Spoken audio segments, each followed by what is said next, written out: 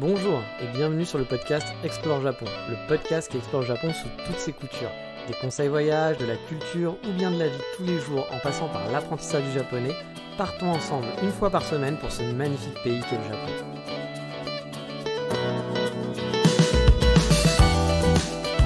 Bonjour à tous, j'espère que vous allez bien. Moi ça va très bien vu que je reviens de vacances. Bon bien sûr il y a une grosse déprime post-vacances, mais passé ça, honnêtement j'ai passé de très bons moments sur Tokyo. Et comme vous l'avez compris dans le titre, on va commencer ce Tokyo Trip par une simple lettre d'amour à cette ville. Mais forcément, pendant une semaine, j'ai pu faire quelques balades, alors je vous en parlerai un peu plus dans d'autres épisodes qui vont venir.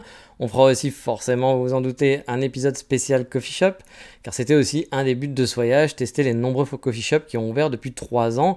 Bah oui, ça faisait 3 ans que j'étais pas venu à Tokyo et ça me manquait, et honnêtement, des coffee shops, il y en a énormément qui ont ouvert. À Kyoto, c'est le cas aussi, ça ferme, ça bouge tout le temps. Pour ceux qui ne le savent pas, mais au Japon, par exemple, dans ma carte Google Maps, j'avais plein d'anciens cafés où j'étais pas allé, que j'avais noté, j'ai beaucoup de cafés notés dans mes cartes Google Maps. Et souvent quand je regardais ces coffee shops, en fait il y avait écrit définitivement fermé, voilà, j'en ai supprimé quand même pas mal de ma liste. Je ne les ai pas tous regardés, mais souvent, voilà, un peu random, j'étais dans un coin en train de me dire tiens, quels sont les coffee shops qui sont pas très loin. Et puis souvent, ils étaient les vieux que j'avais rentrés il y a 5 ans ou 3 ans même je pense. Il y en avait quand même pas mal de fermés. Alors je vous rassure, tous n'ont pas fermé, puis c'est pas lié en plus. Je pense qu'il y en a qui sont liés au Covid, mais pas tous. Au Japon, il y a beaucoup de renouvellement. Voilà, beaucoup de choses ouvrent, mais il y en a autant qui ferment. Et c'est vrai que le renouvellement des shops, c'est pour ça que vous voyez souvent, quand vous allez vous balader dans les rues, vous allez voir maison fondée en 1900, non, en 2017. Genre pour eux, 2017 déjà, c'est waouh, ça fait 5 ans que ça existe, c'est déjà énorme quoi. Alors il y a des choses parfois qui sont vraiment genre depuis longtemps, mais nous c'est vrai qu'on va pas mettre maison fondée depuis 2017, on va mettre ça si ça fait 20, 30 ans, 40 ans que le truc est ouvert. Mais au Japon, 20, 30, 40 ans, ça fait... Je pense pas qu'il y ait tant de trucs que ça qui sont ouverts depuis 20, 30, 40 ans, il y en a, mais c'est pas comme chez nous quoi.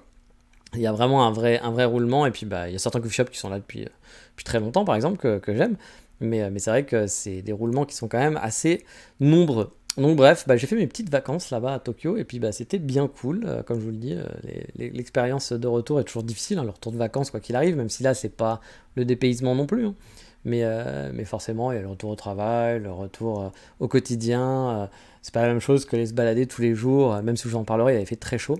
Mais on parlera de tout ça un petit peu plus tard, car vous le savez, qu'est-ce qu'on fait pour commencer ?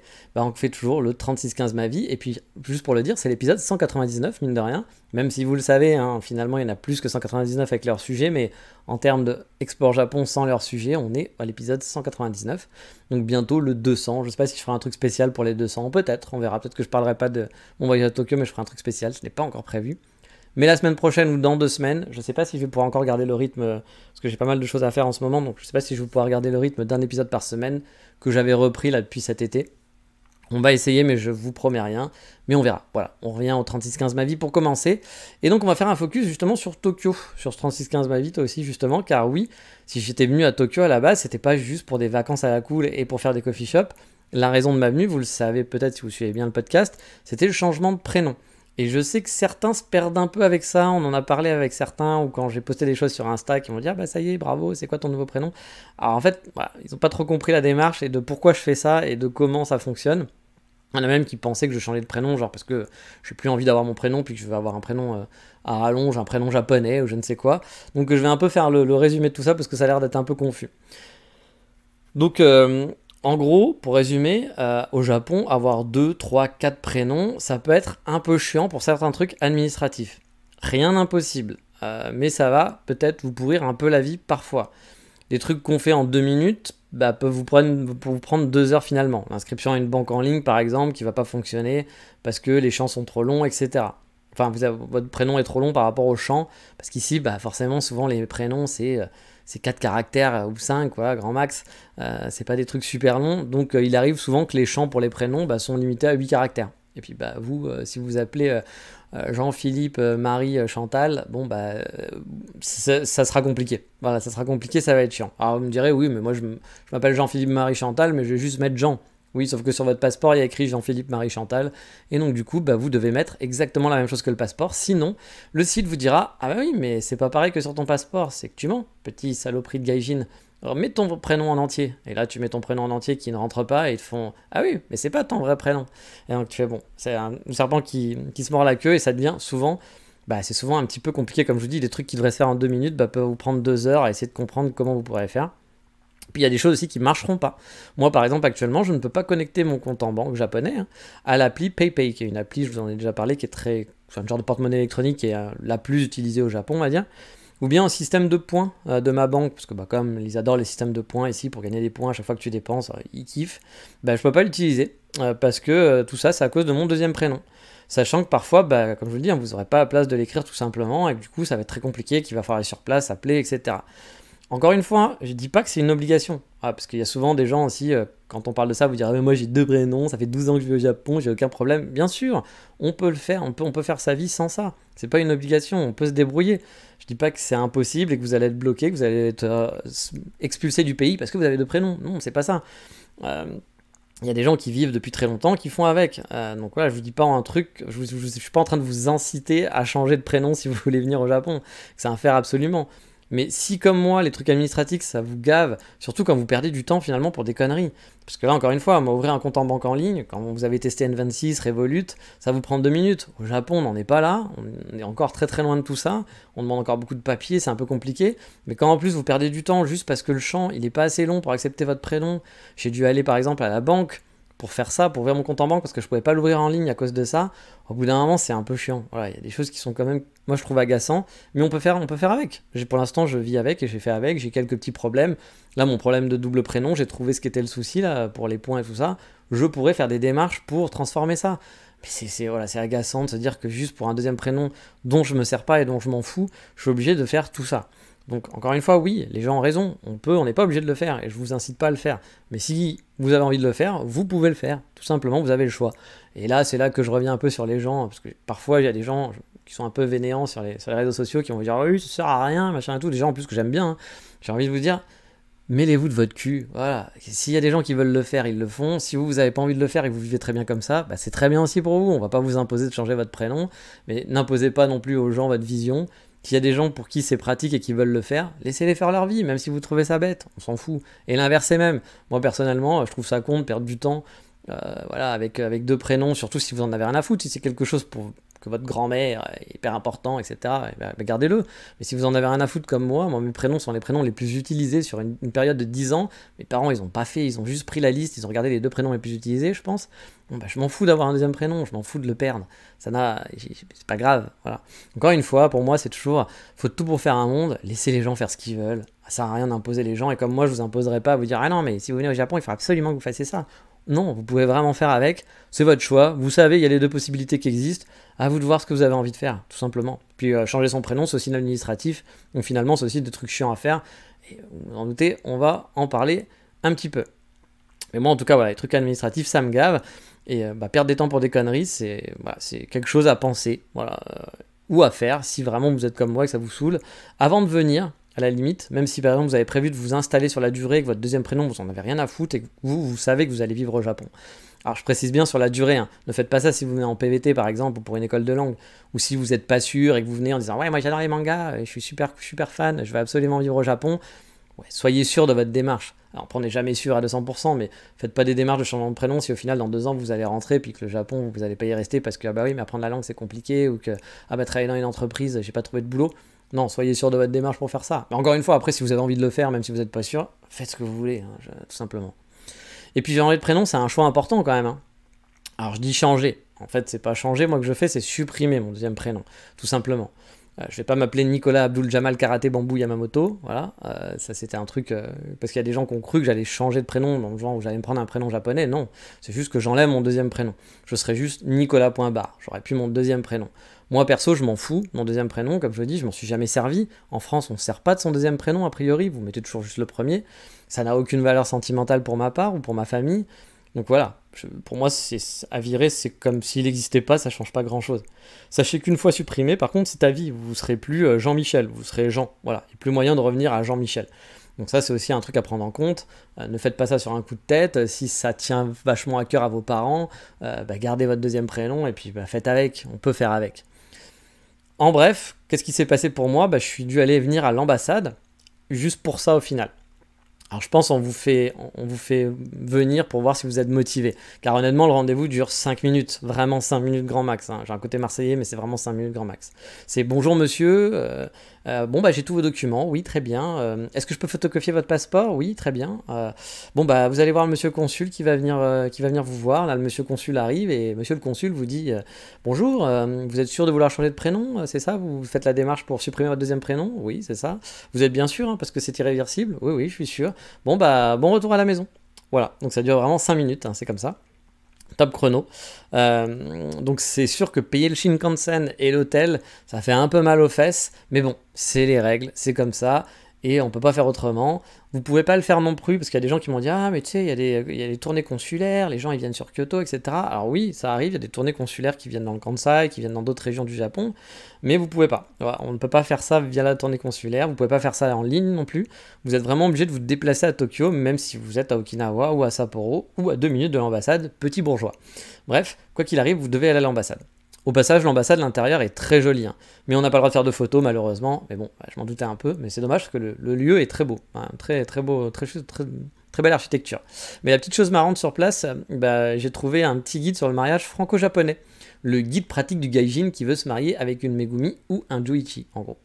Le guide est plutôt bien fait, ça m'a fait marrer parce que c'est un guide un petit peu épais, mais qui est plutôt bien, qui parle un peu de tout, qui parle de statistiques, qui parle de qui sont les plus heureux, par exemple, dans les mariages franco-japonais. Ah, c'est les hommes japonais qui sont les plus heureux, et ceux qui sont le moins heureux, il faut savoir, ce sont les hommes français. Voilà. Donc, tous les trucs qu'on vous raconte, les petites anecdotes de trucs un peu bizarres qui se passent avec des Megumi et tout, a priori, c'est pas totalement faux, parce qu'au niveau des stats, ceux qui sont le plus, on va dire, déçus dans leur mariage sont les hommes japonais, les hommes français, et ceux qui sont les plus heureux dans leur mariage sont les hommes japonais. Donc voilà, comme quoi la française est plus facile à vivre, a priori. Non, mais en tout cas, voilà, c'est des choses qui sont assez marrantes, mais c'est des statistiques qu'on entend, enfin, qu'on entend dans la vraie vie. Je veux dire, j'ai pas été surpris en disant ah et tout. Non, c'est effectivement, c'est les retours qu'on peut avoir en discutant avec des couples franco-japonais, en gros, à peu près.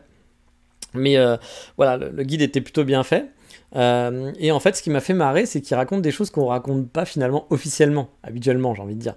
Parce que je vous avais déjà parlé, par exemple, de la femme japonaise dans l'épisode que j'avais fait sur les podcasts sur les femmes japonaises, qui, par exemple, a tendance à vouloir gérer le budget familial et vous donner de l'argent de poche. C'est-à-dire qu'elle va récupérer l'argent que vous gagnez tous les mois, la choufou, qui, elle, n'en gagne pas, par exemple, ou qui peut aussi travailler, qui en gagnera, mais bon. Et en gros, ce qu'elle veut, c'est gérer le budget. Et elle va vous donner un argent de poche. Et nous, c'est vrai qu'en tant que Français, t'as envie de te dire, t'es pas ma mère, tu vas pas me filer mon argent de poche, quoi. Je veux dire, on a un compte commun, on dépense, et puis voilà, quoi. Ou alors, c'est mon argent et je dépense ce que je veux, ce qui serait normal aussi, pourquoi pas. Mais de là à dire, je ramène de l'argent et toi, tu me donnes un pourcentage avec un argent de poche que je dois dépenser, et si je veux plus, il faut que je demande la permission. C'est vrai que pour nous, ça paraît genre tellement surréel.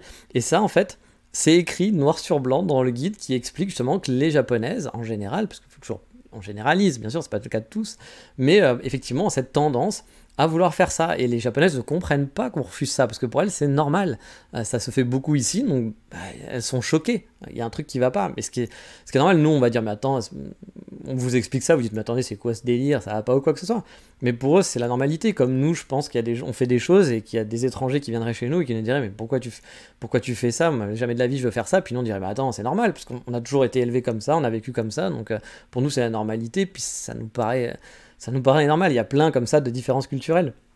Mais du coup, ça m'a fait marrer parce que ça m'a fait penser à ce commentaire qui disait, donc j'avais eu un commentaire sur Apple Podcast d'une personne, une femme a priori, qui avait écouté mon podcast sur les choufous japonaises, que vous avez peut-être écouté à l'époque, et sur les femmes japonaises en général, et qui avait bien inscrit qu'il fallait interdire mon podcast, que j'étais quelqu'un de dangereux. Voilà, vraiment, elle a écrit que j'étais quelqu'un de dangereux, qu'il fallait interdire mon podcast à cause de mon épisode sur les femmes au Japon. Comme quoi l'ambassade française a un discours dangereux aussi, et il faudrait fermer l'ambassade française. Ah bah non, parce que du coup on pourrait plus faire les démarches. Enfin bref, comme quoi je vous raconte pas que des conneries, puis en plus, vous vous rappelez aussi, hein, j'avais mis beaucoup de guillemets, je vous avais dit qu'il y avait des japonaises qui voulaient travailler et que pour elles c'était compliqué, mais il faut pas cacher l'autre partie, qu'il y a des japonaises qui ne veulent être que choufou, et qui veulent, voilà, juste, que choufou c'est un bon, on va dire un bon, un bon placement en gros pour elles, parce que comme je vous l'avais expliqué, c'est elles qui vont gérer le budget, vous êtes là juste pour amener de l'argent, elles vont partir entre copines, etc. Puis les autres copines font ça, donc bah, elles ont des avantages. Vous voyez, c'est comme si tous vos potes avaient une Ferrari, puis vous dites, bah merde, pourquoi j'ai pas de Ferrari, moi? Enfin, tu vois, genre, tout le monde a une Ferrari sauf moi. Donc bah oui, c'est normal, vous voulez une Ferrari aussi au bout d'un moment. Sauf si vous aimez vraiment pas les voitures comme moi, mais voilà, je veux dire, ça vous paraît normal. Bah là c'est pareil, toutes les copines elles sont chouchous, toutes les copines elles vont au café tous les jours, elles vont au coiffeur, elles profitent pendant que le mari travaille. Bah, vous voulez aussi avoir cette belle vie en quelque sorte, même si on est d'accord, vous êtes dépendant de quelqu'un. Mais ici, le côté mariage, c'est plus un contrat finalement que de l'amour. Pas dans tous les couples, encore une fois, on généralise. Et donc du coup, bah, c'est un contrat pratique, un contrat qui est cool. Moi, honnêtement, demain, vous me proposez ce contrat en tant que garçon et vous me dites, bah voilà, il y a quelqu'un qui va vous donner beaucoup d'argent tous les mois et puis je peux ne pas travailler, juste aller dans les cafés et puis kiffer la life, partir en vacances avec mes potes. Bah, je vais pas vous dire, ah non, je suis pas content. Oui, il y aura quand même un côté genre je dépends de quelqu'un, puis en tant que Français, on va dire, bah, on dépend de quelqu'un, c'est pas cool, parce que bon, quand même, machin et autres, bien sûr. Mais que si on vous dit que c'est la norme et que c'est comme ça que ça se passe ici, puis que tout le monde fait ça, bah peut-être que vous réfléchiriez pas de la même façon, puis vous direz bah ouais, ouais tant mieux. Puis de toute façon en plus voilà, j'en ai trouvé un qui gagne bien sa vie, j'en ai trouvé une qui gagne bien sa vie. Bon bah tant mieux, je vais profiter quoi. Voilà, c'est comme ça. Après on dit pas c'est bien, c'est mal, etc. Mais je suis dangereux, que voulez-vous? Il faut m'interdire et m'emprisonner pour mon discours a priori totalement totalitaire. Sachant que je vous laisse réécouter le podcast, hein, j'avais mis énormément de guillemets, etc. Donc vous me connaissez à force, hein. Je suis premier à dire qu'il faut de tout pour faire un monde, et puis surtout de garder en tête que notre mentalité n'est pas forcément la même que celle des Japonais, comme la mentalité de quelqu'un qui habite en Arabie Saoudite, quelqu'un qui habite au Congo, quelqu'un qui habite en Suède. On a tous des mentalités, puis des façons dont on a élevé qui ont été différents, et donc du coup il faut arrêter de vouloir penser que les autres pensent comme nous, que les autres doivent faire comme nous, que c'est nous on détient la vérité, et que peut-être nous on fait mieux, peut-être qu'en général on fait mieux, mais bah, si les autres gens sont contents comme ça, ou si c'est comme ça que ça se passe, il faut pas vouloir changer les autres. C'est aux autres de changer et de se dire, moi j'ai envie de faire autre chose. Mais c'est pas à nous, je pense, de leur dire, c'est mal ce que tu fais, change. Voilà. Moi, c'est souvent ce qui m'embête quand je vois les gens sur Twitter ou les Français sur Twitter qui veulent le beurre et l'argent du beurre et qui sont toujours en train de dire ah oui, japonais c'est pas bien. Ouais, le japonais. Il y a une journaliste par exemple qui est spécialiste pour ça, qui est très connue, je donnerai pas son nom parce que j'apprécie pas ce qu'elle fait. Voilà, qui est une journaliste japonaise, non française, qui est mariée avec un japonais, qui n'arrête pas tout le temps de critiquer le Japon, le gouvernement japonais, que c'est pas bien, c'est pas si. Je peux comprendre et elle a raison sur les sujets, mais encore une fois, c'est pas à nous de leur dire de changer, de leur dire comment faire. Voilà. C'est pas à nous de leur imposer notre vision, c'est à eux de faire ce qu'ils ont envie de faire. Tout simplement, ils sont chez eux, ils ont une façon de vivre, bah, c'est à eux de choisir. Voilà, tout simplement. Mais bref, après, encore une fois, moi je suis qui pour juger. Moi, c'est juste que j'aime pas qu'on impose la vision, qu'on impose sa vision puis qu'on dise c'est celle-là la bonne. Voilà. Moi, j'ai ma vision des choses. Et moi, par exemple, je suis pas spécialement pour que le Japon change beaucoup, parce que je pense que le Japon, ce que j'aime au Japon, ce qui fait que c'est tranquille et tout, bah, c'est aussi à cause des bons et des mauvais côtés qui existent. Je suis pas sûr à 200% de ça, mais voilà, c'est ma réflexion. Mais après, je vais pas l'imposer. Je vais pas dire non, arrêtez, tous les gens qui pensent ça, sortez du Japon. Non, parce que bah, je suis pas là pour imposer. Moi, je vis ma vie. Je suis pas là pour imposer les trucs aux autres. Je vais donner mon opinion, mais sans crier, sans hurler, sans dire que c'est la vérité. Voilà. Et puis sans dire, bah toi, t'es mal parce que du coup, tu penses pas comme moi. Voilà. Bah, cette journaliste, je vous dis, je l'aime pas trop, mais parce que j'aime pas la façon, justement, j'aime pas les gens un peu totalitaires. Mais c'est pas pour ça que je vais aller lui gueuler dessus, aller poster des trucs en disant c'est mal, il faut pas faire comme elle. Bon, voilà, elle fait son truc, tout simplement. Mais bref, j'étais content de tomber sur ce petit guide du mariage, parce qu'en plus, il y a des bonnes, outre les statistiques à la con, comme ça, il y a pas mal de trucs juridiques qui sont pratiques. Donc bah, si vous vous mariez un jour, ou vous voulez vous marier avec un japonais ou une japonaise, et que vous devez passer à l'ambassade, prenez ce petit guide parce que je pense qu'il vous servira, parce que souvent bah, on oublie certaines choses et je pense que c'est bien quand même de se... On est dans une culture différente, on vit pas de la même façon, il y a des choses légales qu'on connaît pas, on sait pas ce que sera fait l'avenir, donc je pense que c'est quand même bien de quand même se protéger un peu, de se renseigner, de savoir comment ça se passe en cas de divorce, comment ça se passe pour les enfants, etc. Vous savez qu'il y a beaucoup de problèmes là-dessus, donc bah, n'hésitez pas à aller consulter ce petit guide à l'ambassade si vous avez des projets de mariage. En tout cas, je pense que ça peut être utile. Je l'ai pas encore complètement lu, mais je l'ai feuilleté et franchement, il avait l'air d'être bien fait. Et puis aussi, autre truc marrant que j'ai vu à l'ambassade, ils n'ont pas de clim à l'ambassade, ou alors très peu. Donc s'il vous plaît, augmentez un peu les impôts, monsieur Macron. Démission, Macron, démission, on veut de la clim à l'ambassade. Oui, ça aussi c'est un truc qui me saoule, hein, les Macron démission. J'ai rien pour ou contre Macron, en fait je m'en fous complètement. Mais c'est juste que ça me fait toujours marrer les gens qui se plaignent d'un truc en disant Macron démission, alors que c'est des problèmes qu'on a depuis 15 ans. J'ai envie de te dire, il y a 15 ans, Macron n'était pas là. Donc, mais bon. Donc voilà, l'ambassade, peut-être hein, que c'est depuis Emmanuel Macron et puis qu'ils ont baissé, mais non, apparemment c'est pas ça. On m'a expliqué qu'en fait l'architecte qui avait fait ce magnifique bâtiment avait oublié que foutre une très grosse verrière en hauteur, c'était pas forcément ouf l'été, et que du coup la clim, ça coûtait un bras ou ça fonctionnait pas vraiment, je sais plus exactement quelle était la raison. Mais bon, bravo à l'architecte champion, j'ai hâte de voir son futur projet de mur à trous au Groenland. En tout cas, je ne l'engagerai pas pour ma future maison. Bon, après, en même temps, je pense que j'ai pas les moyens de l'engager, puis j'ai pas les moyens d'avoir une future maison. Donc, je suis sauf, je vivrai dans la clim, a priori, pendant quelques temps. Mais bref, ça c'est fait. Et là aussi, beaucoup m'ont dit « Ah bah cool, bravo, alors t'as changé ton prénom, c'est génial. » Ah oui, mais non, hein, c'est juste le début de la procédure. Je m'engage dans de longs mois administratifs, ponctués sûrement de relents, de problèmes, etc. Car maintenant, je dois attendre que mon prénom soit vraiment supprimé et que ça soit validé. On doit fournir des preuves aussi, au passage, de pourquoi c'est chiant d'avoir deux prénoms. Parce que ça se fait pas au Japon, ça se fait à Nantes. En gros, la France prend votre demande au Japon, puis l'envoie à Nantes, qui va s'occuper de ça. Et le monsieur à Nantes, il connaît pas forcément l'administration japonaise, donc vous devez lui prouver que c'est emmerdant pour vous d'avoir un deuxième prénom. Une fois validé, on vous envoie un papier. Là, il faut demander ensuite à votre mairie un acte de naissance avec la notification comme quoi votre prénom a été supprimé, puis que vous n'avez plus qu'un prénom. Ensuite, vous pouvez renouveler votre passeport et votre carte d'identité. Là, on peut le faire avec la tournée consulaire, mais bon, de ce que j'ai compris, les rendez-vous parfois sont un peu full, donc on verra comment ça se passe. Je pense que ça va prendre un peu de temps. Et ensuite, vous pouvez informer l'immigration japonaise que vous avez changé de nom et qu'il faut donc refaire votre visa. Et c'est ça, a priori, qu'un ami a fait, et c'était là le plus compliqué. Mais on en reparlera à ce moment-là, parce qu'en gros, il vous demande d'avoir votre ancien passeport. Je crois que j'en ai déjà parlé, sauf que votre ancien passeport, vous l'avez plus. Donc c'est tout un bric-à-brac, toujours compliqué. Et puis, une fois que ça c'est fait, là, vous pouvez changer l'administration japonaise classique, votre carte de résident, le My Number, appeler les banques, votre compagnie de téléphone, l'internet, etc., etc., et faire en sorte que maintenant, tout est clean. Bref, c'est que le début, encore et encore, c'est que le début, d'accord.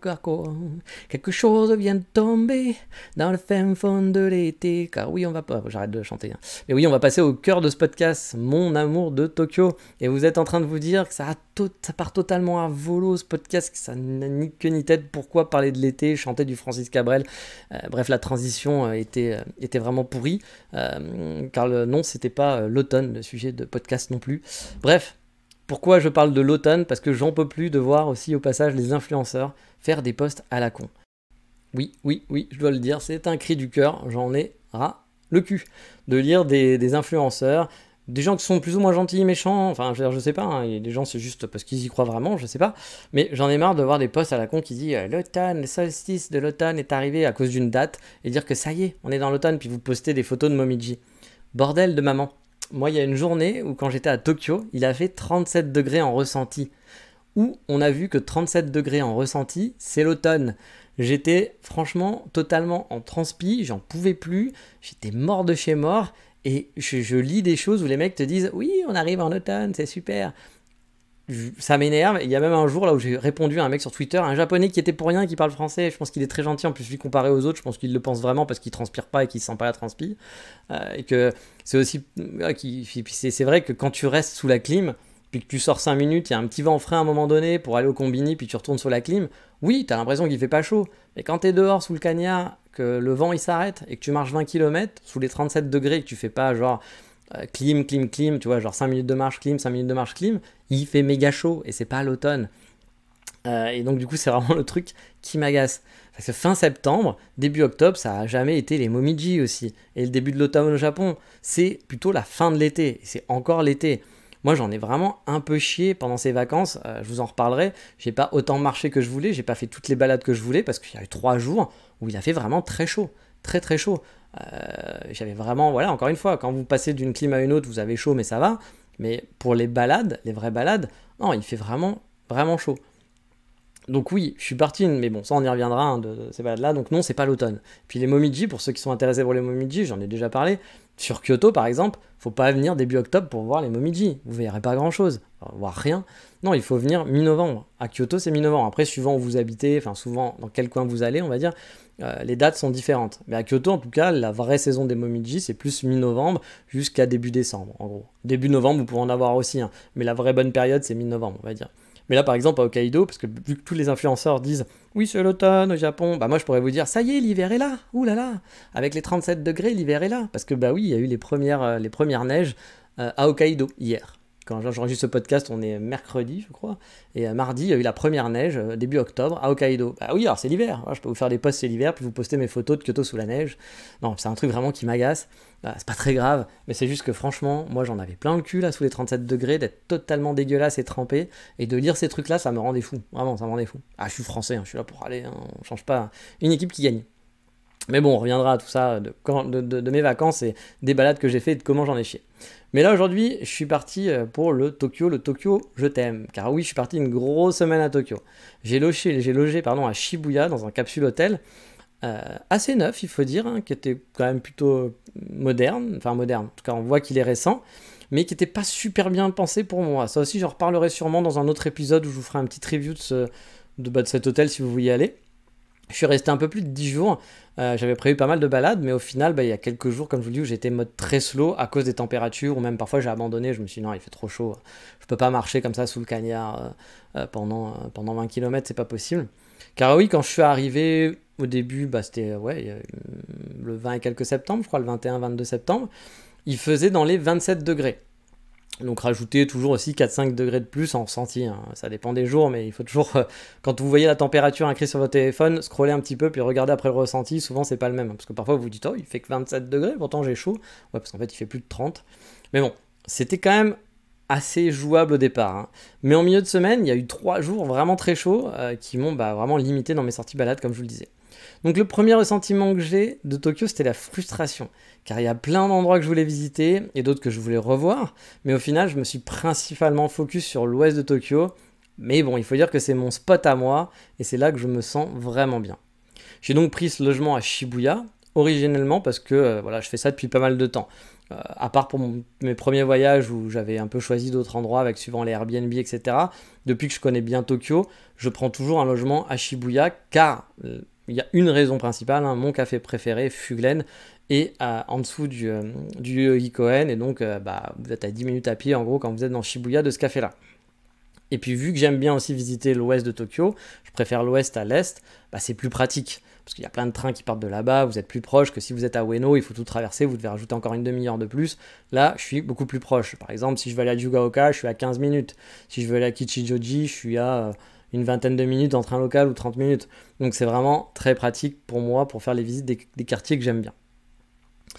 Et donc c'est vrai que habituellement mon Airbnb, je prends un capsule hôtel, je vous en ai déjà parlé de Millenial, j'avais fait un article, un podcast dessus, mais habituellement il est un peu plus au nord du Shibuya Crossing. Mais là mon hôtel était un peu plus à l'ouest, mais vraiment très proche j'étais à 2-3 minutes du Shibuya Crossing on va dire, et j'avoue que j'ai moins kiffé la vibe cette fois-ci du quartier de Shibuya.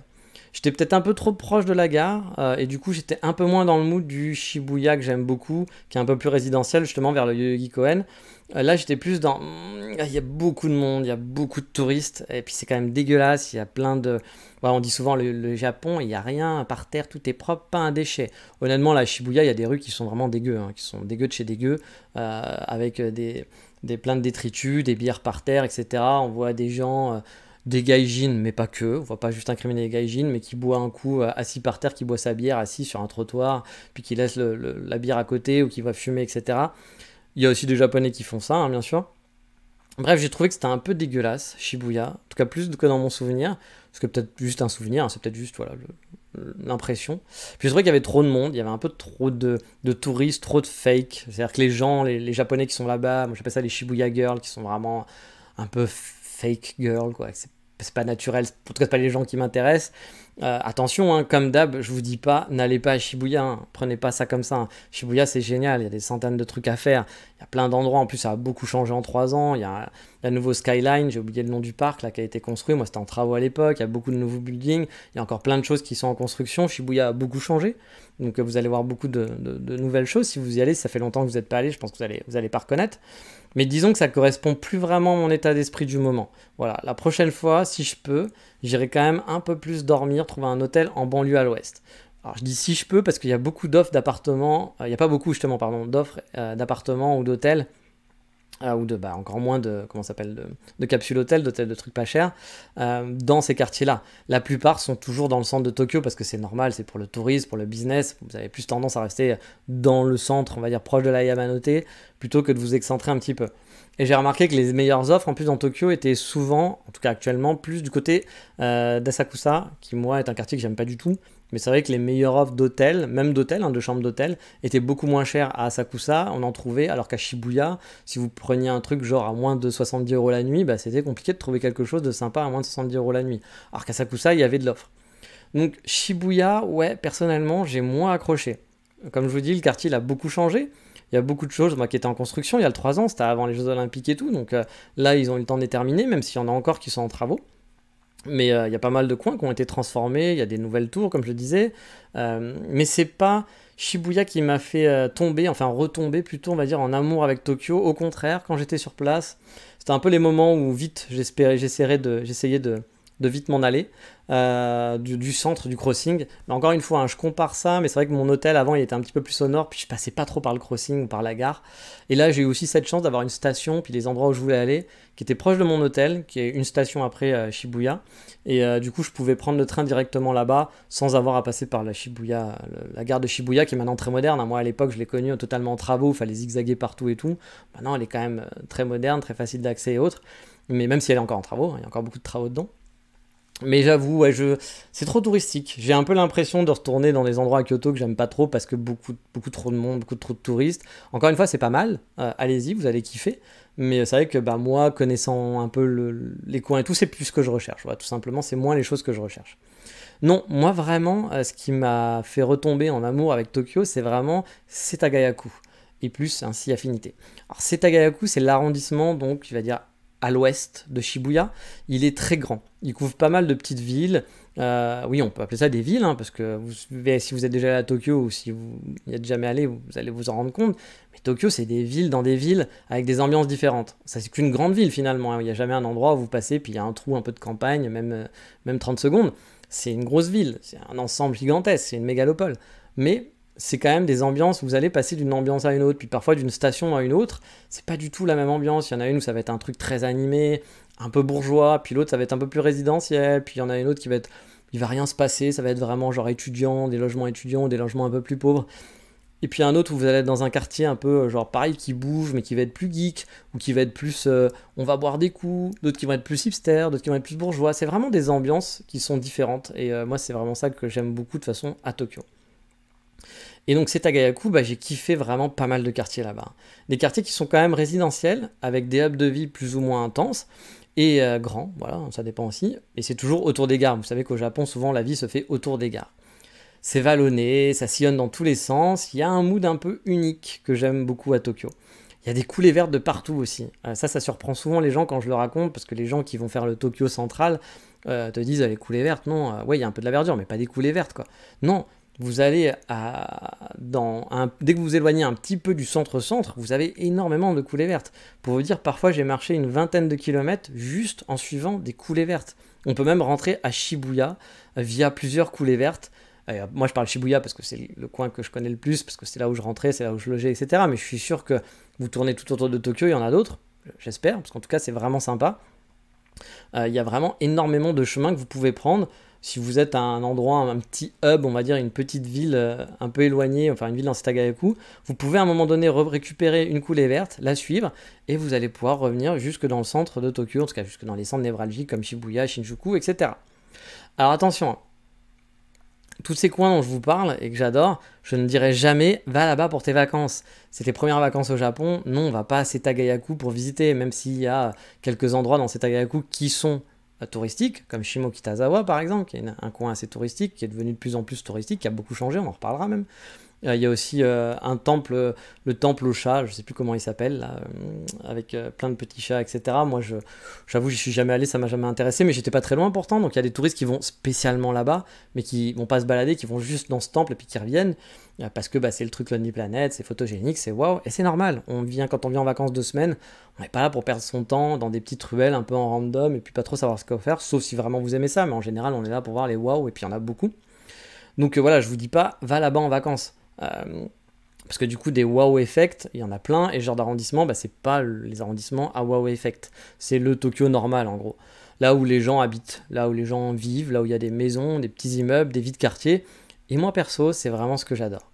J'ai visité pas mal de petits quartiers et beaucoup m'ont fait de l'œil. Je me suis dit plusieurs fois que bah, je rêverais d'avoir une petite maison dans ces quartiers-là, aller dans le café du coin. Il y en a franchement des super cool dans tout Setagaya. Promener mon Shiba Inu le long d'une coulée verte le soir, tester les petits restos, les rues animées, proches des gares, bref. Si je gagnais au loto, hein, j'irais vivre dans un des quartiers de Setagayaku. Parce que oui, Setagayaku, il faut le savoir, c'est quand même des quartiers bourgeois.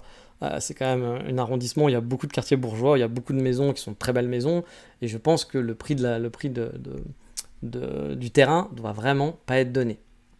Et oui, Tokyo, je l'aime aussi parce que j'aime cette ville d'amour. J'aime ce bordel organisé. C'est des ruelles qui partent dans tous les sens, des mini-collines que tu grimpes, la sueur au front quand il fait 37 degrés, pour finalement te dire putain, faut tout que je redescende, parce que tu voulais juste aller dans le truc en face et tu savais pas qu'il y avait une colline à la base. Donc tu vas redescendre tout ce que tu as monté il y a 2 minutes. Ces petits parcs, plus ou moins grands, plus ou moins pourris, qui donnent une âme, je trouve, au quartier. Il y a la verdure des maisons, les pots de fleurs posés à terre, les petits arbustes parsemés ici et là. J'ai discuté avec un Français qui disait qu'il avait lu un rapport comme quoi Tokyo n'était pas une ville verte, comparé à Paris, comparé à d'autres villes. Moi, ça m'a beaucoup choqué, parce que pour moi, Tokyo est beaucoup plus vert que Paris, par exemple. Pour avoir habité, enfin, j'habite à Paris 17 ans, Tokyo, j'ai fait plus de 3 mois pas de vie, mais de vacances en tout cas, j'ai pas mal bourlingué. Et pour moi, Tokyo me paraît beaucoup plus vert. Après, je pense qu'il a raison dans le sens où les parcs en eux-mêmes ne sont pas très verts. Vous allez avoir plein de petits parcs partout, mais souvent c'est des parcs un peu pourris, avec du gravier, avec du sable, avec des trucs, pas tant d'arbres que ça. Mais moi, je trouve qu'il y a beaucoup de verdure à cause de la végétation, on va dire, un petit peu sauvage, ou des pots de fleurs qui vont être posés devant les maisons, des choses comme ça. Donc oui, peut-être qu'en cumulé, il n'y a pas autant de parcs, d'arbres et de vie comme ça, mais moi, je trouve qu'il y a un vrai charme vert que, par exemple, je n'ai pas à Osaka. Et c'est pour ça qu'Osaka, j'aime pas, comparé à Tokyo. Au Tokyo, je trouve qu'il y a énormément de petits parcs, de petits coins, de petites choses, de petites verdures, de petits arbustes qui pop ici et là, que j'aime beaucoup, et encore plus dans ces quartiers là comme Setagaya, que j'adore vraiment beaucoup. Donc oui, on parlait voilà, de tous ces petits arbustes qui étaient parsemés ici et là. J'aime ce côté un peu vert de Tokyo. Puis j'aime aussi un autre truc qui est lié un petit peu dans ce côté un peu bordélique, anarchique, c'est les lignes de chemin de fer qui sont dans la ville et que tu traverses régulièrement finalement, parce qu'ils sont en plein milieu de la ville, quoi. Ils sont pas, c'est pas un métro qui est au sous-sol. Il y en a aussi des métros au sous-sol, mais il y en a beaucoup que tu dois traverser via des passages à niveau. T'as les stations, t'as l'impression d'être en plein milieu aussi de la ville, d'être vraiment au cœur de la ville. C'est pas une grosse station où tu vois pas ce qui se passe autour. Non, t'attends sur le quai de la gare, tu vois des gens descendre l'escalier en face pour rejoindre une petite ruelle remplie d'habitations, puis tu les vois balader, puis prendre la petite ruelle et se balader, la petite ruelle qui grimpe avec la maison sur le côté, le long de la ligne de chemin de fer.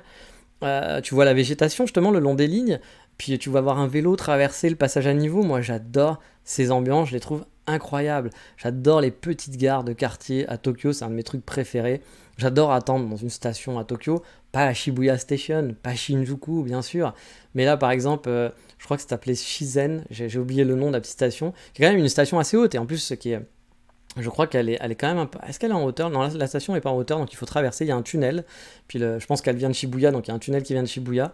Et le train sort, et puis là, vous devez traverser des rails. Et puis quand vous êtes sur la station, bah, vous voyez les maisons, vous voyez les gens traverser, vous êtes au même niveau quasiment. Et je sais pas, il y a une ambiance qui est vraiment spéciale. Et encore, celle-là, elle est quand même un petit peu grande, un petit peu fermée. Mais parfois, elles sont très ouvertes. Et vous pouvez voir la vie, vous êtes au milieu de votre petite ville, de votre petit quartier. Et ça, franchement, j'adore. Ces ambiances sont incroyables. Ça vit, ouais, c'est des quartiers qui vivent, ça bouge, il y en a certains, mais il y en a plein qui sont calmes, qui sont vraiment calmes, où tu croises pas grand monde, où c'est très paisible, où tu entends le bruit des oiseaux. Bref, j'adore ce Tokyo. Ce Tokyo qui est un peu moins boum boum boum, ce Tokyo peut-être un peu moins m'as-tu vu qu'un Shibuya ou un Shinjuku ou qu'un Ginza, mais un Tokyo plus tranquille que j'aime énormément. Mais j'aime aussi, vous le savez, le Tokyo Building, le Tokyo, waouh, pas forcément le Tokyo qui est trop touristique, parce que quand il y a trop de touristes, c'est toujours un peu désagréable. Je suis pas allé, par exemple, à la Kabukicho Tower, la nouvelle tour à Shinjuku, dont tout le monde, vous avez vu des réels et tout, ouais, mange comme Naruto, va manger un truc, voilà. Je peux comprendre aussi, pareil, on vient au Japon, on kiffe, on veut de l'exotisme, finalement, c'est normal. Moi, j'avoue, cet exotisme-là m'intéresse pas, et du coup, je vais pas avoir ce Tokyo-là. Mais par contre, j'aime quand même le côté building. Je suis allé voir la skyline de Shibuya. J'aime me balader voilà, dans les villes en ville avec des gros buildings, rentrer de temps en temps, faire du shopping. J'aime aussi ce côté qui bouge, ce côté sympa. Après, voilà, quand c'est too much, bah, quand c'est par exemple la nouvelle skyline, je sais pas comment elle s'appelle, le haut est sympa, le parc est joli, il y a une belle vue, vous êtes dans une skyline au milieu des buildings, donc c'est chouette à Shibuya. Le dessous, par contre, fait très restaurant à touristes. Je trouve que ça fait un peu fake. Je pense qu'il y a des gens qui aiment bien, puis je pense que quand vous y allez, peut-être qu'on mange très bien, j'en sais rien, j'ai pas essayé. Mais j'avoue, quand j'ai marché dessus, là, j'ai marché à côté la première fois, je me suis dit, ouais, ça c'est un peu too much, quoi. Ça fait vraiment attrape touriste. J'ai moins bien aimé. Mais je suis sûr que ça serait la première fois que je viendrai au Japon. J'aurais trouvé ça génial en me disant, oh putain, je vais faire des photos, ça c'est le Japon. Voilà. Mais ce qui est normal, ce qui est totalement normal. Mais là, quand on y habite ou quand ça fait longtemps qu'on y est, je pense on est un peu moins avec l'attrait de ça. Je pense que c'est pareil pour Paris. La première fois que qu'un étranger vient à Paris, il va vouloir le Paris romantique, Paris touristique, voilà, etc. Avec la petite musique et l'accordéon. Puis après, bah, finalement, tous ces petits trucs attrape-touristes qui sont dans l'imaginaire égal France, bah, ça vous parle moins. Voilà. Et bah, c'est pareil pour le Japon. Il y a des trucs qui sont dans l'imaginaire, genre égal Japon. Et puis bah, après, vous vous rendez compte que c'est un petit peu fake. Et puis que bon, voilà, c'est pas forcément ça votre Japon après. Peut-être que ça le restera. Et j'ai envie de dire, bah, si ça reste et que c'est ça votre Japon, bah tant mieux, kiffez. Le plus important, c'est de kiffer toujours. Mais bref, moi, j'ai vraiment kiffé cette ville. Car ce que j'aime dans cette ville, c'est que finalement ce jeu de piste, pour moi c'est un jeu de piste, c'est un labyrinthe. Que ce soit pour la balade, pour chercher un magasin, pour chercher un café, il y a toujours à découvrir, à chercher, à explorer. Et du coup, mon côté explorateur à Tokyo, il se fait vraiment plaisir. Il prend du plaisir car même dans un petit quartier tout pourri, en marchant 2 heures, on trouve à un moment donné un truc intéressant, ou un café, un restaurant de quartier qui va bien te tenter parce qu'il a l'air sympa, il y a un design original, il y a un truc en plus. Puis j'aime les gens de Tokyo, car il y a de tout. Voilà, c'est comme dans les grandes villes, il y a un vrai mélange. Il y a des galériens, il y a des gens friqués, il y a des Megumi hyper stylés, il y a des Juichi excentriques. Vous pouvez inverser aussi Megumi et Juichi dans ce que j'ai dit, hein, bien entendu, ça marche dans les deux sens. Vous pouvez avoir une Megumi excentrique avec des cheveux verts et puis un look un peu cyberpunk. Et puis vous allez avoir des mecs qui sont, vous sentez qu'ils s'en foutent, qui sont là en tongs avec des vêtements dégueulasses, puis qui font juste leur galère quotidienne parce qu'ils doivent aller bosser, puis qui gagnent pas beaucoup d'argent. Et puis vous allez avoir des choufous de luxe qui sont sur une autre planète, mais tout ça se mélange. Je ne vais pas dire que ça se mélange parfaitement, mais ça se mélange. Alors bien sûr dans les quartiers de riches vous allez surtout voir des riches, dans les quartiers de pauvres vous allez voir plus des gens pauvres, mais quand même j'aime bien, je sais pas, il y a un truc que j'aime bien là-dedans. Et puis surtout contrairement voilà, à des villes, enfin contrairement en France où il y a quand même ce côté un peu parfois insécuritaire, ce côté parfois de gens qui vont faire la gueule, tu peux pas croiser le regard de quelqu'un, etc. Bien sûr il y a plein de mauvais côtés au Japon, hein, encore une fois, hein, je le dis pas, mais bah il y a quand même une douceur de vivre aussi qui est aussi présente là-bas, que vous savez que moi la douceur de vivre est super important, et du coup je la kiffe. Puis à Tokyo, je me sens à la maison. J'aime prendre les transports hein, de temps en temps, même si ma copine m'a dit tu sais au fait qu'ils ont des trains à Tokyo, t'es au courant de ça parce qu'elle me voit marcher 27 km et traverser la ville, rentrer, lui envoyer un message en disant je suis à Kichijoji, puis là je vais rentrer à Shibuya à pied. Et là du coup elle est en what the fuck, elle comprend pas pourquoi. Ben, je vais pas prendre un train, parce qu'il y a un train qui fait Kichijoji, Shibuya, très simple et tout, etc. Ben, parce que je kiffe. Je kiffe me balader dans les ruelles tout simplement et découvrir des nouveaux quartiers, me perdre dans des reliefs, faire plein de photos de la vie de tous les jours, regarder les maisons, les belles maisons, parce que c'est Tagaiku, il y a des très belles maisons, ou même les maisons un peu old school, un peu pourries, et puis voir un vieil HLM tout dégueulasse, un peu délabré, mais avec un petit parc mignon qui donne un petit charme quand même à l'endroit, même si j'y habiterais pas, hein, j'aurais pas envie d'y habiter, mais qui donne un petit charme photogénique en tout cas au coin. J'adore ça, franchement j'adore. Mais j'aime aussi quand même prendre le train, hein. Pas la Yamanote blindée en heure de pointe. Hein. Au passage, j'ai dû le faire juste une fois pour une station, parce que j'avais rendez-vous avec quelqu'un, alors que j'étais déjà bien en sueur. Et honnêtement, elle n'écoutera pas ce podcast, mais je m'excuse pour la petite Megumi toute mimi qui était collée contre mon t-shirt, qui était totalement humide. Je pense que je chantais pas très bon. Elle sentait le parfum à demi-kilomètre, elle était hyper bien apprêtée. Et puis bah, on était genre l'un contre l'autre, il n'y avait pas le choix, hein, parce qu'on était compressés dans la Yamanote. Heure de pointe, je m'excuse pour elle, j'avais vraiment honte, mais je pouvais rien faire malheureusement, il fallait que je prenne moi aussi cette ligne, j'avais pas le choix. Mais par contre, j'aime bien les trains de quartier, un peu à contre-courant. Enfin, quand je dis à contre-courant, c'est quand vous avez la chance de les prendre dans la bonne direction, pas en heure de pointe par exemple. Vous savez, il y a plus de gens qui vont aller vers Shibuya le matin, parce ils habitent on va dire, un peu plus excentré, puis ils viennent dans le centre pour travailler ou pour faire du shopping. Et puis bah, vous prenez dans l'autre sens, et c'est moins courant. Donc vous êtes plus tranquille, vous n'êtes pas serrés les uns contre les autres. Moi j'ai souvent eu de la place assise quand j'ai pris les trains, parce que je prenais pas les trains aux bons horaires, dans le bon sens, ou en tout cas voilà, j'étais dans des directions qui étaient moins, on va dire, moins bondées. Mais voilà, j'adore ces trains de quartier. C'est vraiment train. J'aime regarder les gens dans le train, regarder la rue, la vie, les passages à niveau. Bon, cette fois-ci à l'intérieur du train. Bref, moi je kiffe l'ambiance comme dirait l'autre. Pendant ces vacances, j'ai fait pas mal de longues balades, comme je vous le dis. Genre marcher 25-27 km, ça m'est arrivé. En mode seul au monde, tout simplement. Juste moi et la balade et mon appareil photo. Et ça m'a fait franchement beaucoup de bien de me retrouver un peu seul dans cette ville, une ville qui grouille de gens, une ville qui est une des plus denses au monde, mais où j'arrive à me sentir seul, à me sentir cool, à me sentir tranquille. Mais j'ai aussi vu quelques amis, et c'était bien chouette de voir ces amis. J'ai malheureusement pas pu voir tout le monde. Je dois l'avouer, hein, mon côté ours voulait aussi se garder du temps pour soi. Ne pas avoir un planning de mini, je voulais pas me dire, allez, faut que je me dépêche parce que là je sais pas, moi, à Kishijoji, il faut qu'à 8h je retourne à Shibuya parce que j'ai rendez-vous. Non, je voulais pas faire ça, je voulais être libre de vagabonder dans la ville, de rentrer quand j'avais envie de rentrer, de prendre un train quand j'avais envie de prendre un train, de marcher si j'avais envie de marcher 3 heures de plus. J'avais envie d'être tranquille. Mais j'ai quand même fait l'effort d'enlever un peu ce côté ours et de voir quelques personnes. J'ai pu voir une amie par exemple qui travaille dans le tourisme depuis très très longtemps. On a pu comparer un peu nos vies avec une Megumi Juichi et voir que finalement il y avait pas mal de points communs dans un couple franco-japonais, côté fille comme côté garçon. Sur les quiproquos par exemple, les difficultés à communiquer avec eux. Mon amie pourtant est fluente en japonais, hein, mais même comme ça, elle a des difficultés à le faire parler ou à se comprendre.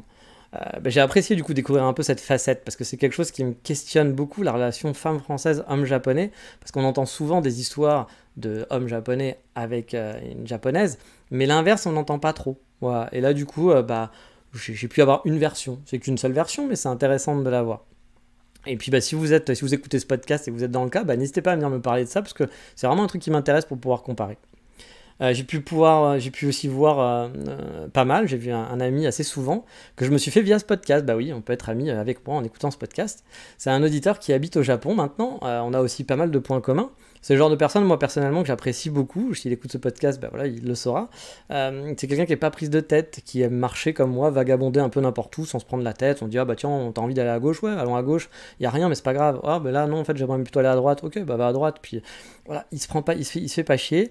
Il aime faire de la photo, il aime les coffee shops. Bon, il a découvert un peu les coffee shops, j'ai un peu me la péter, mais via le podcast. Et ouais, hein, les gars, je suis un peu un influenceur. Il s'y est mis en testant en France, et puis maintenant il kiffe. Et puis au Japon, du coup, je le déteste parce que lui, il peut aller tester plein de nouveaux coffee shops que j'aimerais bien tester. Mais du coup, on s'entend super bien. Et ça me fait plaisir d'avoir un pote de balade où on bave devant les maisons, les jolies maisons japonaises, où on parle de tout, de rien, du Japon. Parce que forcément, quand vous vivez en tant que Français, enfin en tant qu'étranger au Japon, il y a plein de sujets qui sont les mêmes, qui reviennent tout le temps, sur lesquels vous allez discuter et tout, etc. Puis on fait des photos, on teste des coffee shops. Que demande le peuple? C'est vraiment quelqu'un que j'apprécie. C'est juste dommage qu'on n'habite pas finalement dans la même ville, parce que franchement, ce serait un très très bon ami que j'essaierai de voir régulièrement, je pense. On s'est fait aussi Tokyo la nuit. Bon, moi je suis pas clubbing, etc., hein, clairement. Mais on est allé se poser parfois à Fuglen, justement, boire un ou deux umeshu ou un petit cocktail, et c'était bien cool. Moi je lui ai fait découvrir le burger Shake Shack, qui doit être un brand américain, je pense, mais qui est un burger que perso je trouve pas mal, surtout pour du fast-food, ce qui n'est pas donné pour du fast-food, mais qui est quand même assez cool. Moi qui aime pas spécialement les McDonald's, les Burger King et compagnie, voire qui aime pas du tout, j'avoue, les Shake Shack j'aime bien. Puis lui, il m'a amené dans un petit resto crado tenu par une petite papy-mamie en plein Shibuya. Enfin, quand je dis crado, c'est pas que c'était sale, hein, mais c'est juste que c'était pas de toute jeunesse. Vraiment le vieux de resto de quartier tenu par la grand-mère qui a pas été mis à jour depuis longtemps, où tu manges pour 800 yens pour une bonne portion de poulet pané, de curry, etc. Et franchement, c'était bien sympa. J'ai aussi vu une partie de l'équipe de Gokkan. Vous savez, Gokkan, c'est le magazine. Pour ceux qui ne connaissent pas, c'est un magazine sur le Japon, mais c'est à la base les gens des safaris, des Japon Safari. J'ai bu un verre avec eux à Akihabara. J'ai même y amené mon ami avec moi, parce que on se voyait juste avant. C'était bien aussi. Voilà, Suji, c'est que c'est un mec cool, hein. Moi, je lui ai dit, tiens, je vais à tel endroit. Puis il était pas loin. Il me fait, ah, ça te dérange si je te rejoins? Non, pas de souci. Puis du coup, on a fait le café ensemble. Puis je lui ai dit, tiens, si tu veux, je dois voir les gens de Gokkan après, si ça t'intéresse. Je pense que ça les dérange pas. Tu viens avec moi. Et puis voilà. Ouais, c'est cool, c'est à la fraîche et on se prend pas la tête. Moi j'aime bien les gens qui se ne prennent pas la tête, qui sont pas trop relous finalement, qui sont à la fraîche. Donc voilà, on a pu aller dans Akihabara boire un coup. Moi en plus c'est une zone, un quartier que je fréquente pas habituellement, ça fait très longtemps que j'étais pas allé à Akihabara. Et du coup j'ai pu tester un peu avant un coffee shop du coup, qui était bien sympa, mais j'en parlerai dans l'épisode spécial coffee shop, vous vous en doutez. Puis j'avais d'autres gens à voir aussi, ou qui voulaient voir. Mais bon, comme je vous le dis, j'ai limité les interactions, parce que je voulais vraiment profiter de cette liberté de pouvoir aller et faire ce que je voulais. Organiser mon planning suivant mes envies du moment, et pas me dire « Ah non mais attends, il faut que je fasse ça, etc. » Et comme je vous le dis, hein, j'ai par exemple régulièrement décidé de rentrer à pied d'endroits un peu loin, genre 2 heures de marche, plutôt que de prendre un train. Voilà. Parce que bah, j'avais juste envie, voilà, j'avais juste envie de profiter de la nuit, du random, il faisait plus frais, puis c'était cool. Donc je m'excuse aussi aux gens, parce qu'il y a des gens qui écoutent ce podcast, je le sais. Il y a 2 3 personnes, il y en a un qui vit sur Tokyo par exemple, qui m'avait proposé, mais j'ai pas pu lui répondre. Il y a une autre personne que j'ai rencontrée via Instagram il y a longtemps, on s'est jamais rencontrés, mais on a parlé pendant longtemps ensemble, qui voulait qu'on se voit aussi, mais bah pareil, ça s'est pas fait. Il y a un autre auditeur du podcast qui était là en vacances, donc il m'a dit ah tiens ça serait cool qu'on se fasse un meet-up etc. Et oui j'aurais bien aimé, ça aurait été sympa, mais je lui ai dit, hein, j'étais honnête, que ouais, j'avais pas envie de rencontrer plein de monde, puis j'avais déjà rencontré assez de gens pour moi, et que je voulais vraiment kiffer de ces vacances, surtout que je suis quelqu'un qui habite là depuis le début de l'année, vous le savez, hein, je suis jamais tout seul, il y a toujours ma copine avec moi. Donc du coup, ça m'a fait du bien aussi d'être tout seul et de faire ce que je voulais.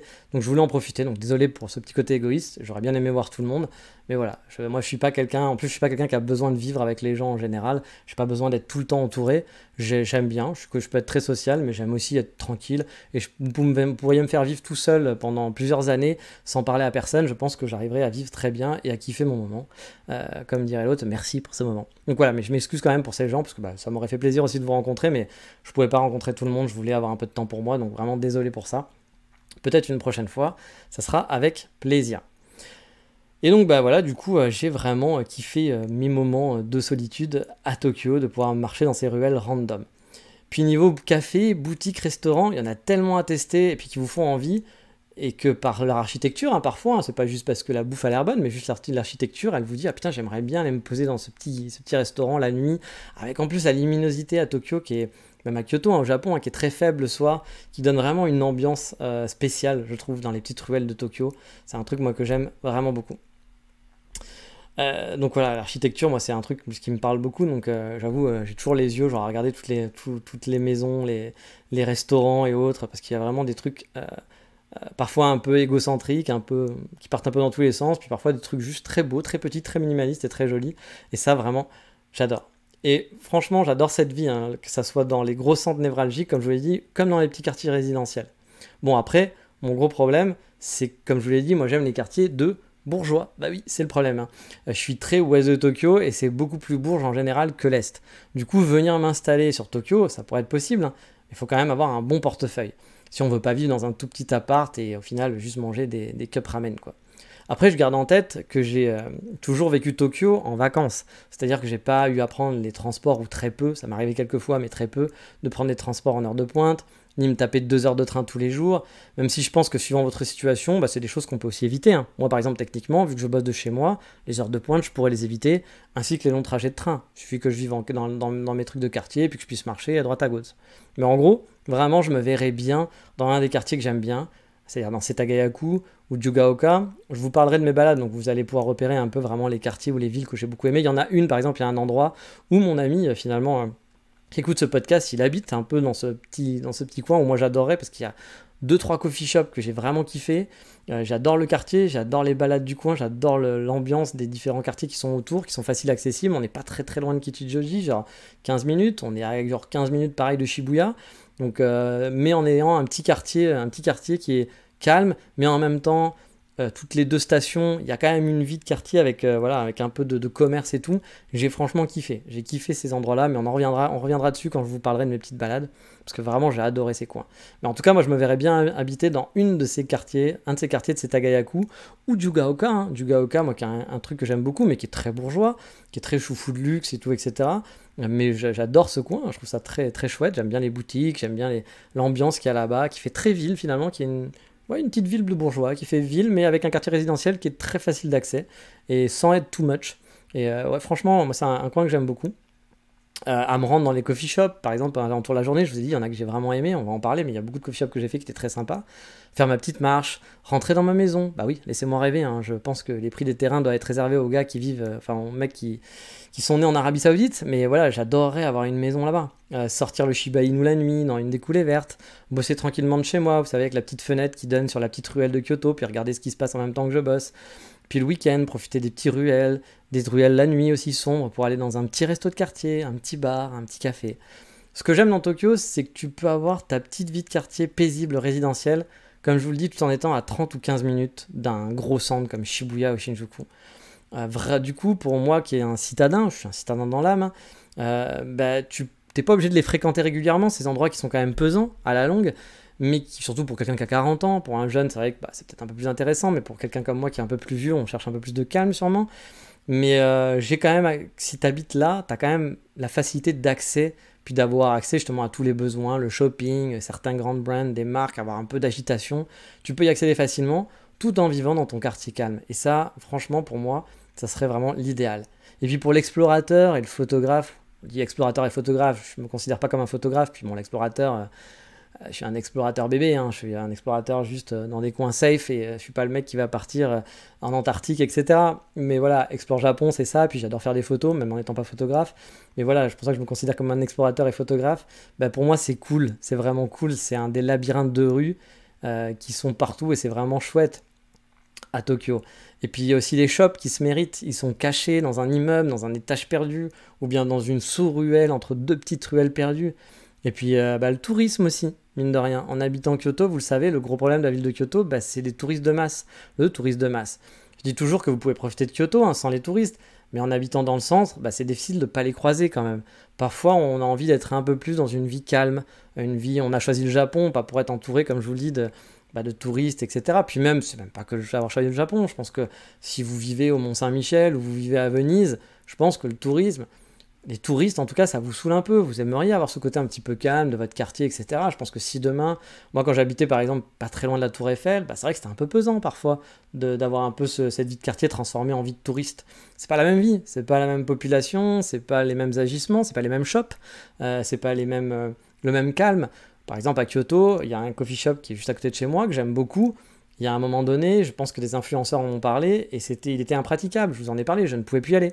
Et du coup, bah, quand il y a un endroit que vous aimez bien, où vous étiez au calme, où c'était un endroit que vous aimiez bien pour bouquiner, pour travailler, etc., bah là, vous pouvez plus en profiter finalement parce que bah, y a plein de gens qui font la queue, puis des gens qui font des photos, des selfies, etc. Bah, ouais, vous êtes moins dans le mood. Voilà, c'est moins intéressant. Je dis pas que c'est mal, je dis pas que vous avez les touristes ils ont pas à venir. Moi aussi j'étais touriste et je suis très content d'avoir pu venir et d'avoir fait tout ça. Mais quand vous habitez sur place, forcément vous n'avez pas le même ressenti, puis vous n'avez pas les mêmes envies, c'est normal.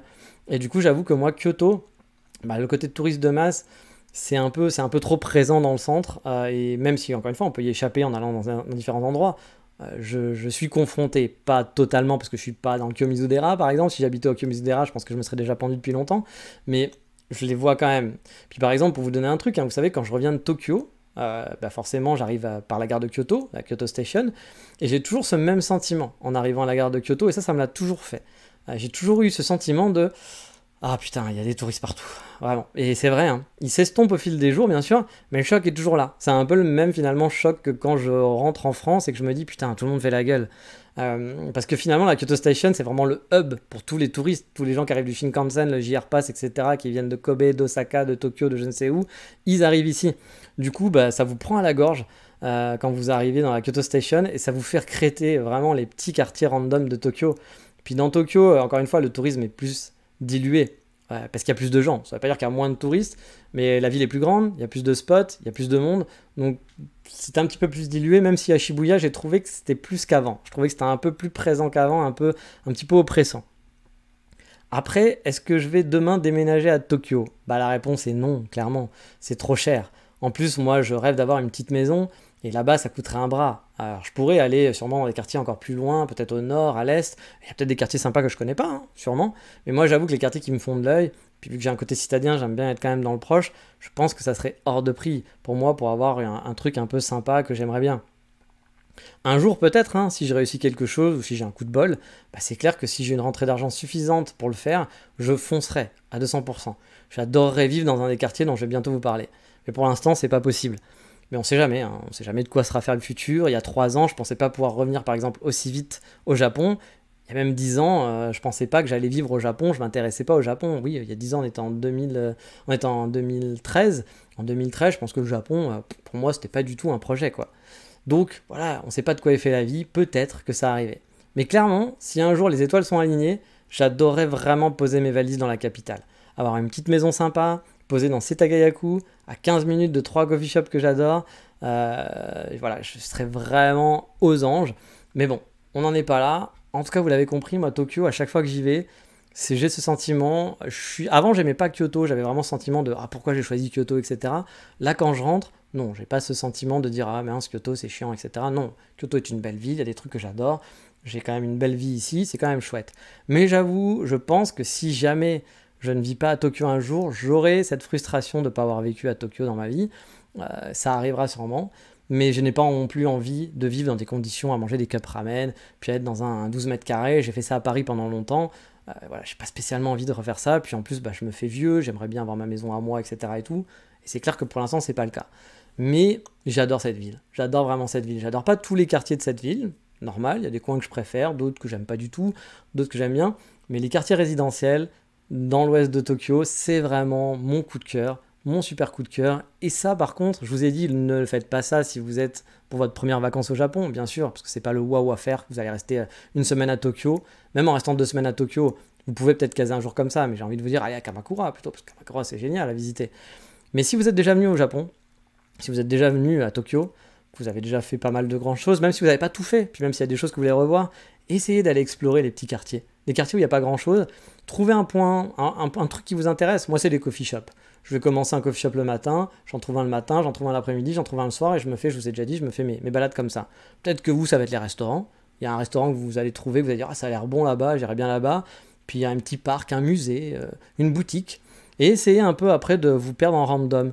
Ça vous plaira peut-être pas de faire ça toute la journée, de faire ça 7 jours. Moi j'aime bien, mais ça vous plaira peut-être pas à vous. Mais peut-être que voilà, de le faire une fois, vous verrez ce que c'est un quartier résidentiel, un quartier vallonné, un quartier avec des petites maisons, puis voir un peu l'ambiance de ces quartiers où il n'y a rien d'extraordinaire, hein, mais qui pour moi sont Tokyo. Je vois souvent des Français qui habitent Tokyo qui vont vous montrer genre ah mon Tokyo, regardez ma ville de Tokyo, etc. Et puis ils vont vous montrer quoi, la Skytree, ils vont vous montrer la Tokyo Tower, ils vont vous montrer Shinjuku, Shibuya, Kabukicho, Akihabara.